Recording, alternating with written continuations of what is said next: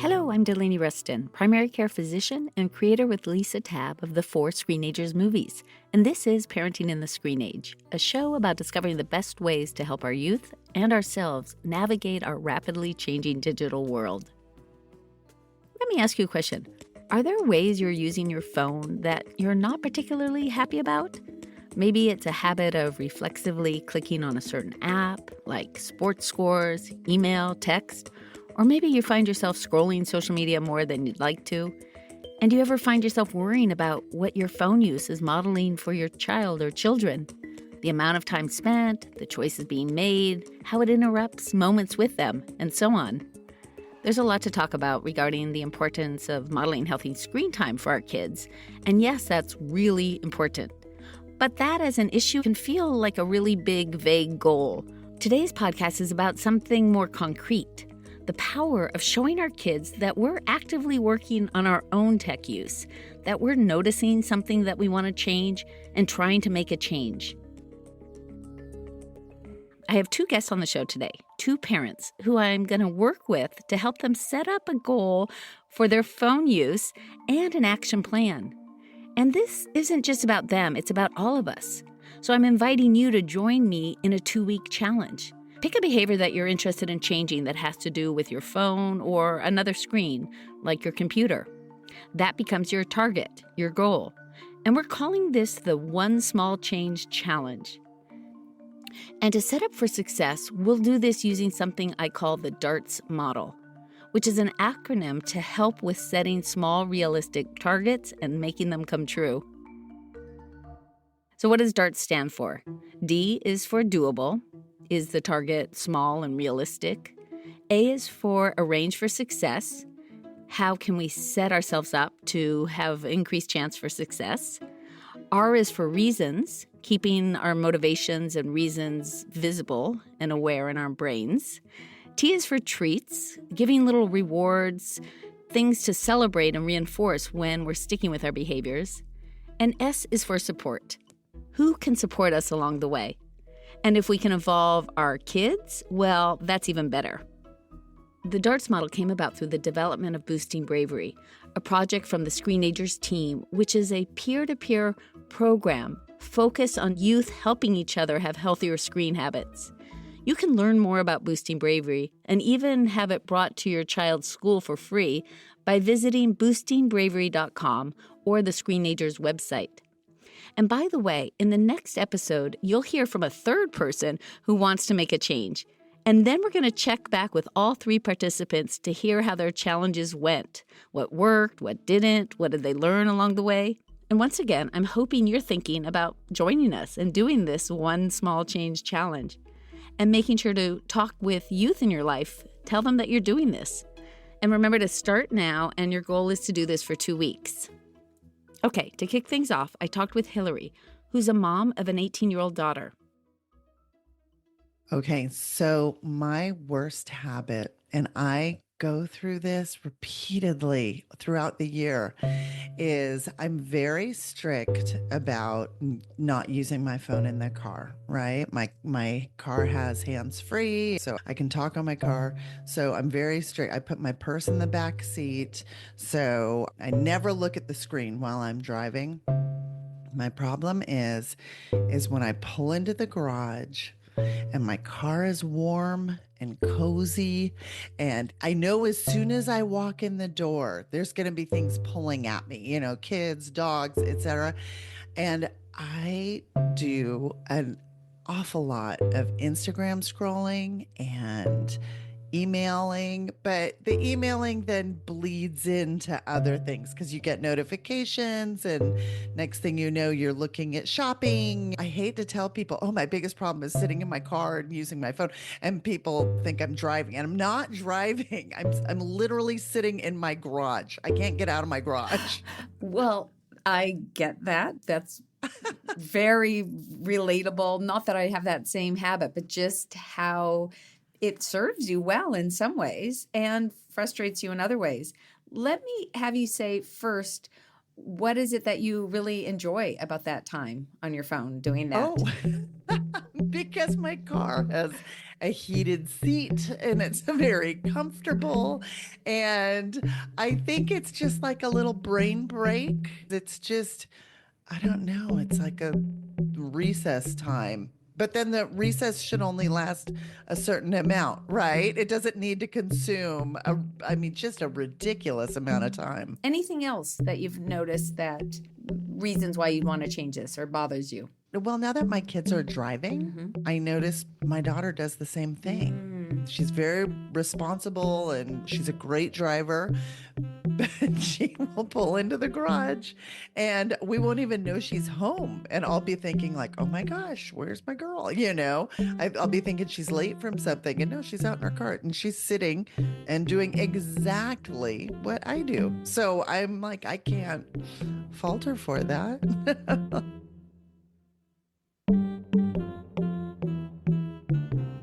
And that's a huge motivation, obviously, right? How we're impacting what our kids are seeing, et cetera. On a scale of 0 to 10, 0 being, actually, now that we're talking, I realize I don't want to change this at all. And 10 being, I really would like to change this. Where do you think you are on that scale?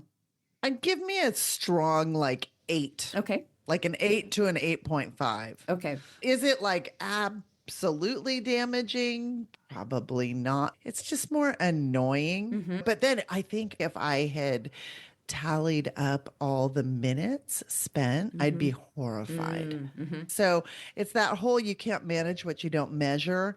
And I don't think I'm doing a good job of measuring it. I do have the blocks, I do have the time limits on my phone. And I just, I'll add 15 minutes, add 15 minutes. I don't do a good job respecting those boundaries. Well, that was actually my next question. What have you already tried? So that's one approach, the setting reminders in the moment. So it's kind of an alert and it's easy to bypass. What other things have you tried? And what I always ask my patients when I'm working on addiction issues and overuse and dependence is, have you had a time when you actually did break the habit for a while?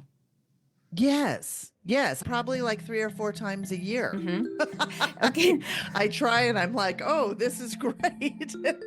And then I just fall back into old methods. Honestly, the change in weather is a big one for me. That it's colder. Because like I said, it's that, Yeah. yes. I am a very wimpy Southern Californian. And when it's 50 degrees, you're like, oh my gosh. Oh, that's like the Arctic for me. Okay. I have no sympathy here in Seattle. I am not made of that strong stuff. Fantastic that you have stopped several times. Like that is ingrained in you having done that. And that part of your brain can be activated, and that remembrance of that ability to do this really gives you a head start, and it's an advantage. Okay. Glad to hear it. Yes. And other times people they say, but wait, doctor, like that just means I keep messing up. I'm like, no, this is an experiment each time. And each time you actually are learning things and that are going to make the inevitable change, the lasting change, much more likely. We know from significant data that the average time for quitting nicotine is 7 attempts. Now, it doesn't mean people can't completely change a habit they want to change the first time, but it also means many people have tried 12, 15 times, and then they quit. And what I often say to my patients, like, I've been doing this 30 years, and you wouldn't believe the number of stories that I have heard of people struggling to quit, and then they do it. Oh. And I just need to give people that reassurance that the reason I'm in primary care with a focus on addiction and behavior change is because I see it work often. I see it takes support teams. Like that's people think that they can just often do it on their own, but there's so many skills to be had. And so we're going to now do the skill set called DARTS. And so the first thing we want to think about is, what is the target?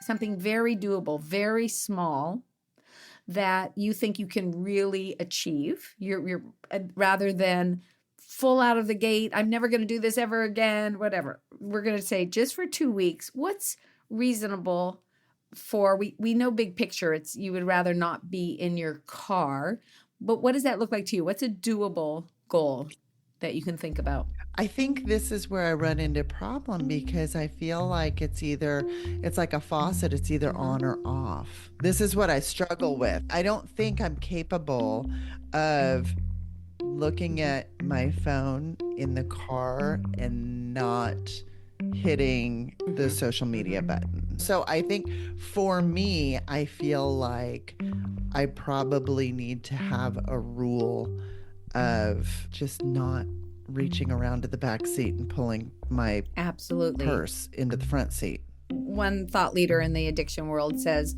0 is just so not complicated. If you just say 0, that just makes it much easier versus the brain. If you were to say, well, I'm going to do it every other day, or I'm going to do this, or I'm now and then, versus just 0. Yeah. Okay, It's hard, so though. let's try this for 2 weeks, 0. Because your point is, no, I just don't want to start to say I'm going to do it 1 time, 2 times, and then I start just what the Pandora's box that could be opened, etc. Does that seem reasonable? That you're just going to try for 2 weeks? Okay. Yeah. And I think 2 weeks is very livable and doable. I like the 2-week framing.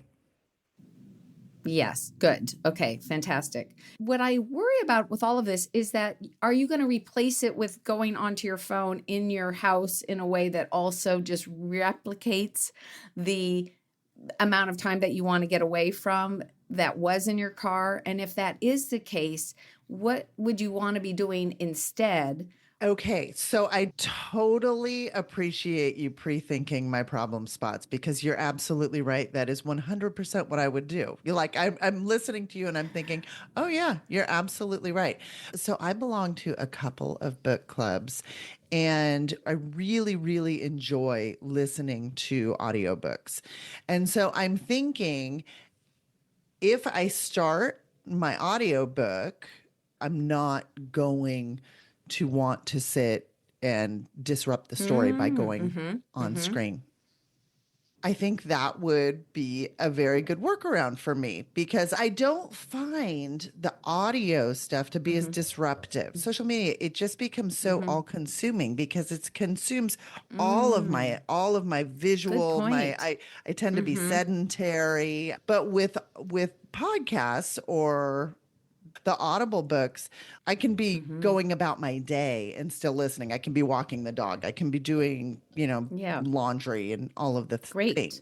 Okay. So I think that's what I need to do. Okay. So that's fantastic. So you're going to arrange that. And how fantastic you're in these book clubs and you have the books and your thought of what you're going to be even more concrete, to yourself. Okay. I want to at least treat myself to 30 minutes or whatever on these particular books. So when we get to our reasons, it is so important because it's easy, as you know, having broken the habit many times only to come back to it, is our motivation starts so high. We really are clear on our reasons. And sure enough, after a few weeks, a few days, whatever, those go to the wayside. And the immediate pleasure-seeking part of our brain comes forward and says, no, just go ahead, put your hand back and just enjoy. Everyone's on social media or, what it's going to do. So I recommend for having your reasons on 3x5 cards or sticky notes on the refrigerator. And what's so great is that it also, if your kids are home or visiting the older one, they're going to see that too. So they see that mom is making this change because all of us constantly have ways that we can improve our online and offline lives. Yeah. You know where I think I might put it? Because my challenge is in the car, I think I might stick it on the console. Oh, better. Of my car. Better idea. Yes. Because I think in the Yes. gosh, my short-term memory is really inconveniently misplaced when I'm trying to do something and have focus, and then it's like, oh. So I think I need that visual reminder in my car. just that word, Perfect. No, that is great. So what 1 or 2 words are you going to put on each of your cards? Whatever many cards. What are some of the reasons? I think productivity and Just time well spent. I don't think time on social media is time well spent. Wonderful. I don't think I'm growing as a person on it, honestly, hmm you know? One other thing that you had mentioned as a reason, which I think would make for a third great sticky note on the console, which is that you don't want to model this for your kids. Oh my gosh, that would be a huge motivator for me. Yeah. Huge, huge, Yeah. huge. Okay. So getting now to treats. So we already kind of touched on this that you're going to replace it with something that's a treat. So that's great. Also, the treat is embedded in the action of feeling good that you every day are making the choice that you want to be doing. So that's reinforcing. All that said, though, are there other treats, anything else you want to do, like give yourself a star on the refrigerator every night? Or is it at the end of the first week to have invited a girlfriend over who you love to play games with, or another couple that you play games with? Or just think to yourself, I don't know if anything will come up. It's a little bit of a sticky point for people, but it's hard work to make changes. And we do a really great job for ourselves to get success when we do the actions of positive reinforcements. And they can look all sorts of ways. Yeah, I'm very fortunate to live in a very supportive house. And I do think a gold star on the calendar would work for me. I really do. Because we have a big kitchen calendar Yeah. that's like our family brain. Okay. And I think if I put a gold star, I think it's one of those like every single person in the house will see it Yeah. and will comment on it. Oh, And wonderful. I think that kind of feedback would work for me. Okay. Yeah. Well, then that leads us to the final one for supports. You already mentioned one, just being visible to the family. Is there other friends that you want to tell about this? Do you want to see if a partner will do it with you? What does support, accountability look like to you? What could you think of doing? Yeah, I have a good friend who's a neighbor right across the street. We usually walk a couple times a week. And I think if I have to, lay it on the line with my neighbor of like how it's going, I think she'd play with me. I think she'd play with me for 2 weeks, Yay, that is so wonderful. And connecting that with being outdoors and walking and a friend and like celebrating each day that you do it. She will laugh at me if I lapse, which I'm not going to. Okay. Let's just set my brain path for success here. Yes. But I know she's not somebody who I don't have like a shame vibe with or anything. Great, great. Now, does your 18-year-old live with you? Yes. Okay. How about getting her help? I think it gets a little messy sometimes with parents and kids being each other's accountability partners. I think there's a weird blurring that happens there, but I'm interested in hearing what you have to say about that. Yes. We have been so ingrained that somehow our respect as parents, our word, our advice gets diminished if we go to our kids at times to say where we're struggling. I'm so glad you voiced that because it's a subconscious factor. But when we actually say that we're struggling around, we'll just stick with screen time right now, screen time. I would love your help a little bit. What is so profound is that we're helping them feel like they matter. Okay. And that is such a gift that we give to our kids. And the second thing is that we show them that we really are all in this. It's not the same situations, but there's a lot of overlap, and that it doesn't diminish your still ongoing work within the family to have limits around screen time, to have conversations and all of these things. So saying that you're working to change a habit and improve your online and offline life is such a gift to her because she's going to then realize even my wonderful mom is struggling, and she realizes no shame, no issues. Like, I'm going to talk about what's not going right, and I can talk about this without feeling like it's diminishing me as a person. She sees all the incredible things you do, the way you communicate, the way you do your work, the way you love the family. Like there's so much of that this only heightens how cool you are, that you're so centered in yourself that you can say, I'm struggling and I keep messing up on this. It really reiterates to her that these things seem like they should be easy. Just get out of your car, Mom. And yet there's so much in the immediate feeling of goodness that our brain will just keep getting us back into those habits. Okay. I love it. I love engaging my kids to help me through my human journey. She's going to have advice and she's going to have thoughts, and that will be great to you to just along the journey to be engaging her. And every time she gives you some advice and whatnot, that is sticking in her brain too, even stronger for her voice to come up when she is facing similar situations. Or as we talked about earlier, when she's in the car and deciding if she's going to just stay there and open up that can of worms that could go on for who knows how long, or if she's just going to jump out of the car and know that she has more success in not just consuming, but actually producing in her life. Well, this has been great. So the plan, Hillary, then is we will swing back, you and I, and talk in a couple weeks. Okay. After the challenge. You ready for that? Ready, set, go. Okay. This has been wonderful. And you're so wonderful to have done this today with us. Oh, thank you. I appreciate the challenge and the kick in the pants. More after this break. Before we dive back in, I wanted to let you know about our 4 Screenagers documentaries, which focus on helping kids and teens navigate the challenges of this digital age. We created these films to be screened in schools and at community events. Over 20,000 hosts have shown them thus far. Along with the movies, we provide discussion guides, promotional materials, and other tools so that you can easily organize a truly impactful event for your community. And if your school wants to use the movies in the classroom, we have options for that too, along with a full curriculum of lesson plans designed for various grade levels. To learn more about the movies or inquire about becoming a host, visit screenagersmovie.com. There's a link in the show notes. Now back to the show. Now we turn to Tori, mother of 2 teenage boys and a 10-year-old daughter. Tori and her husband own an exercise clinic for people managing chronic health conditions, a job that takes a lot of her attention. So what was something bothering her about her phone use?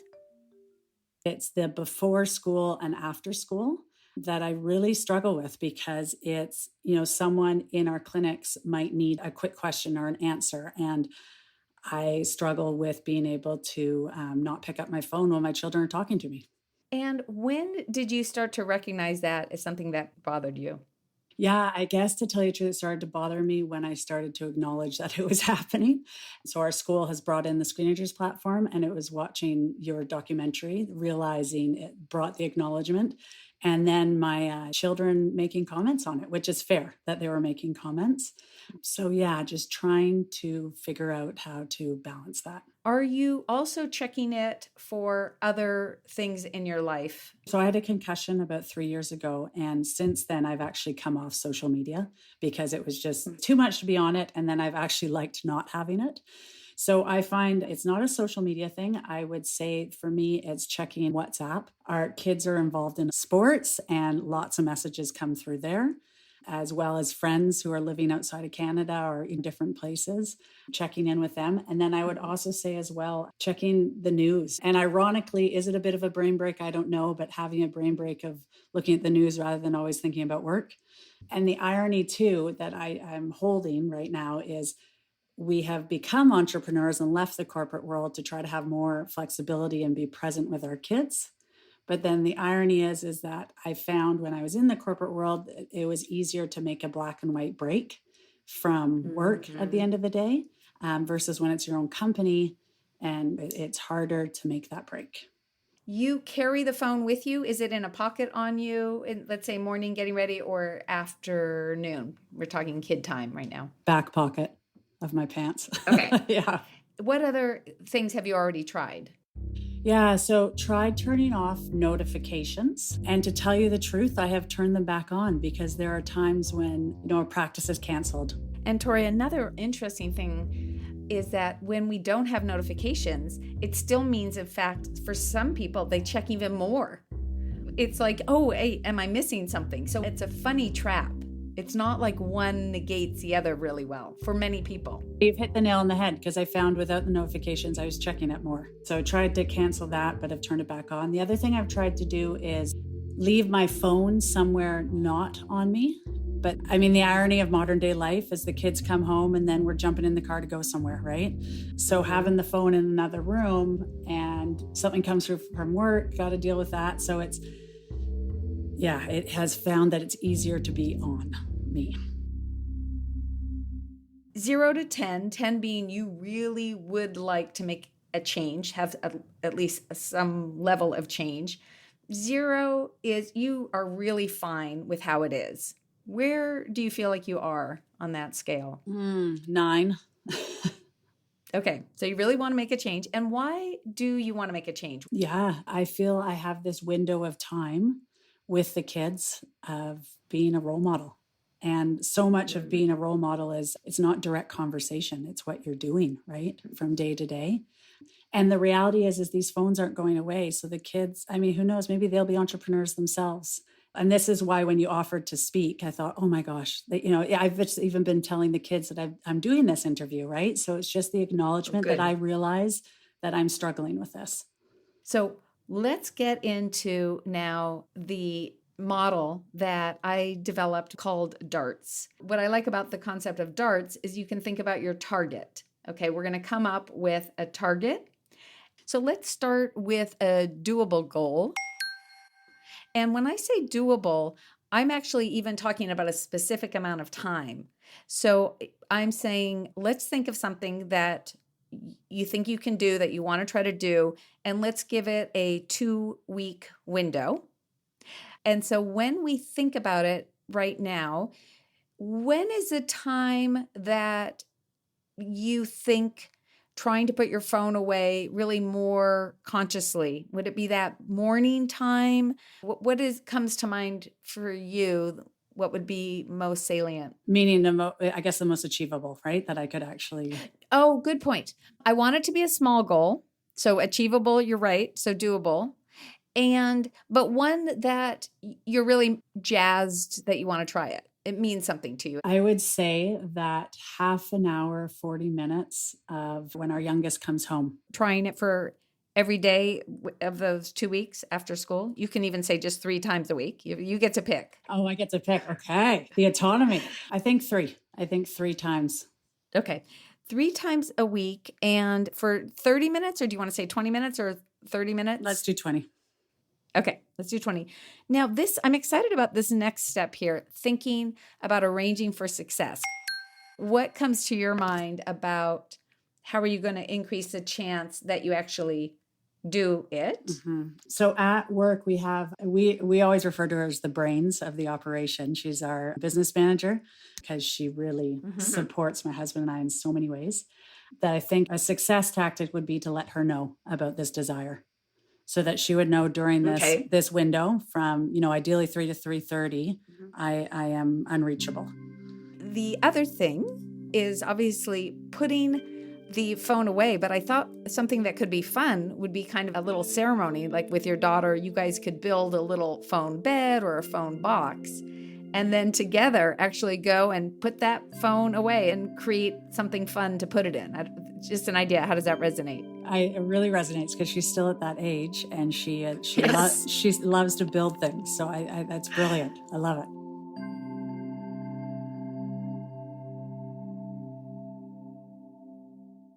So then for the reason, can you think about 3x5 cards that you could put 1 or 2 on the refrigerator so that you're actually seeing it? And what's so great is the kids would actually see it.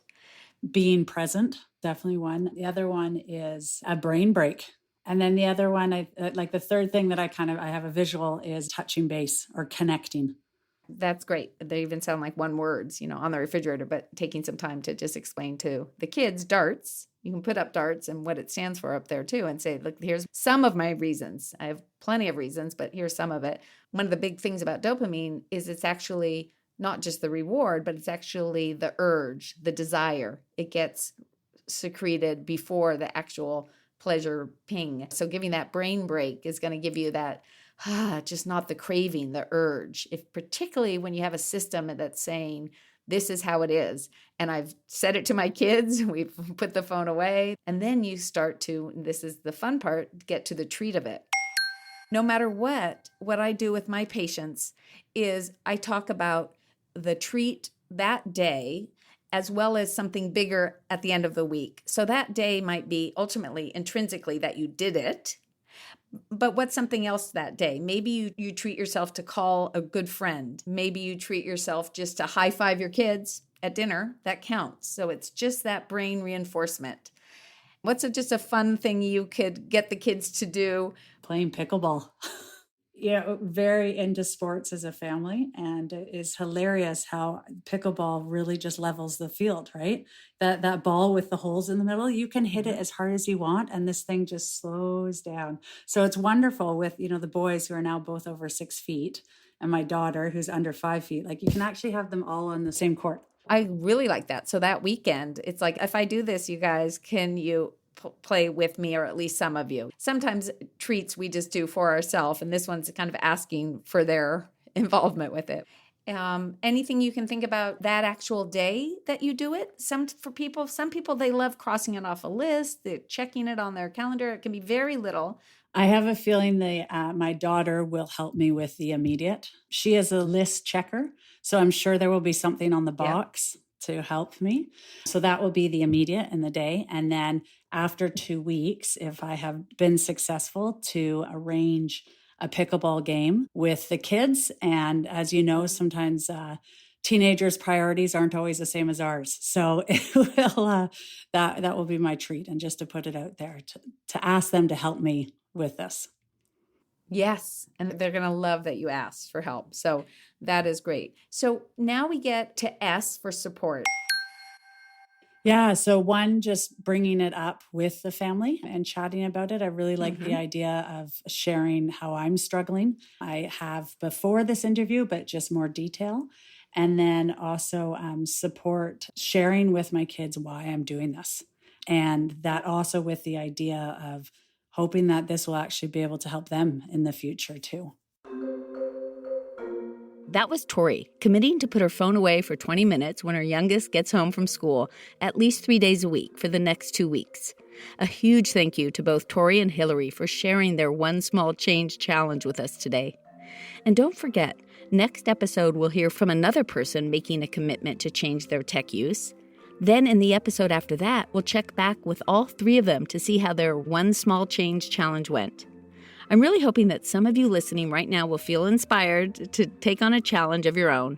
Talk to your kids about it, let them know you're using the DARTS tool, share your journey with friends and neighbors, and get others to join in. It's just 2 weeks, start to finish. And I'd love to hear what you're focusing on. So send me an email at Delaney@Screenagersmovie.com and let me know. What a gift that you chose to tune into the show today. The Screenagers movement is all about doing this work together. If you want to learn how to spark collective action by bringing one or more of our 4 Screenagers movies to your school, workplace, or other setting, visit Screenagersmovie.com. At the website, you'll also find my weekly parenting blog, Tech Talk Tuesdays, now in its 10th year, and use the search bar to get answers from hundreds of blogs and countless other resources on the site. Finally, I love hearing from you, so email me at Delaney@Screenagersmovie.com. What ideas do you have for future episodes? Today's show was produced by the following people: me, your host, Delaney Ruston, Lisa Tabb, Rebecca Tolan, and Robbie Carver. Sound design and mixing was also by Robbie.